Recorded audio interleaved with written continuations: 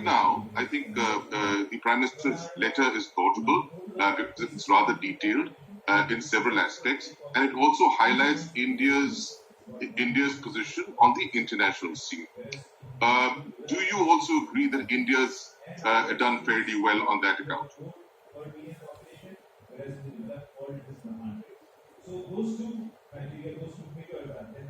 Dr. Bhardwaj, can you hear me?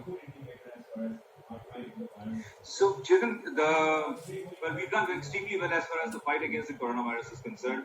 As we've been discussing, the numbers are, the total numbers, of course, we knew would rise because the government itself has been giving projections regarding the doubling time, and we know that in 12 days, 13 days, 15 days, the numbers will double.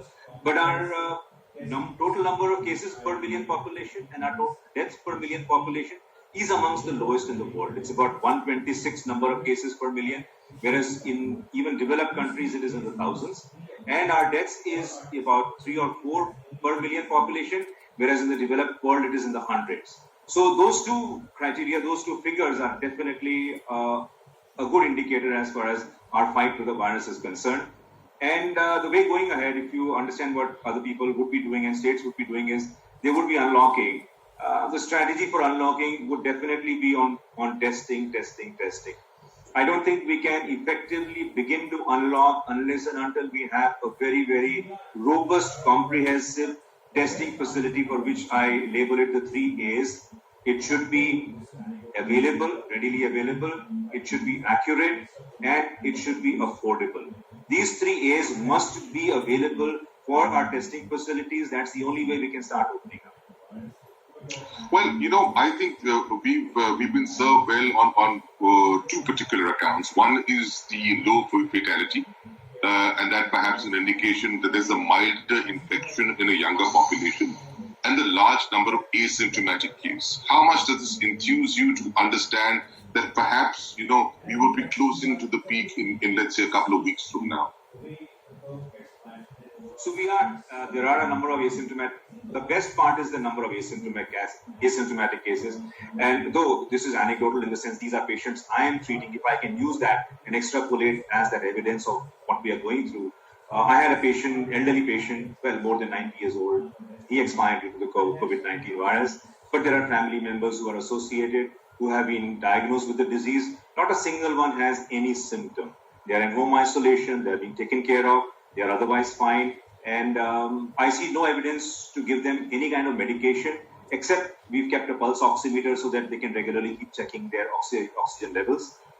And I think these are good things. And it seems to be the way the curve gets flattened and overall starts coming down. It seems the virus loses its potency over a period of time once the number of infection peaks to a certain level.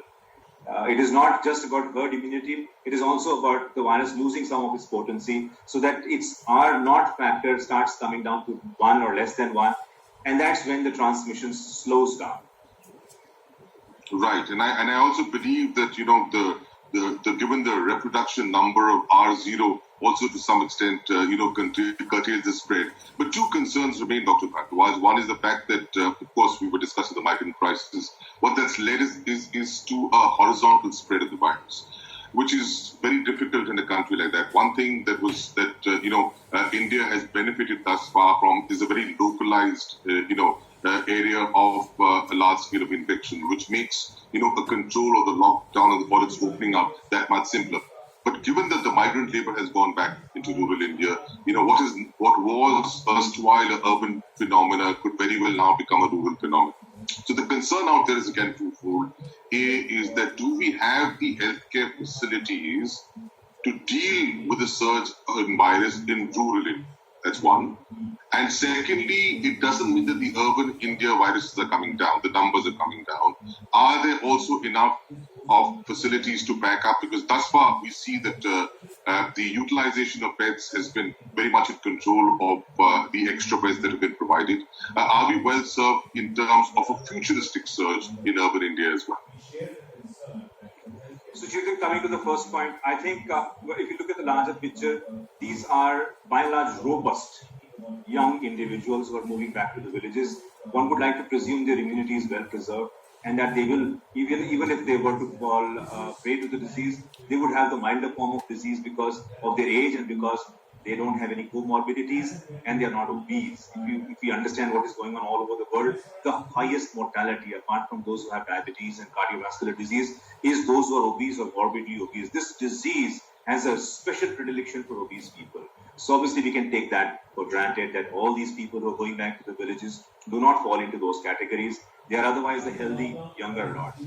We share the concern that the healthcare facilities in rural areas would be swamped, but I think one of the out of the box thinking about creating trains and making trains into COVID positive patient treatment centers, I think that was a brilliant step. This is the kind of a situation where those trains definitely would help us in treating these patients as and when we find the numbers require that particular facility. You know, as far as a very quick wrap up, Dr. Bhargav, with you running out of time. I'm going to take a wrap up from each of the my guests today. One point where you think the Modi government really excelled, and one point where they were found wanting. Very briefly.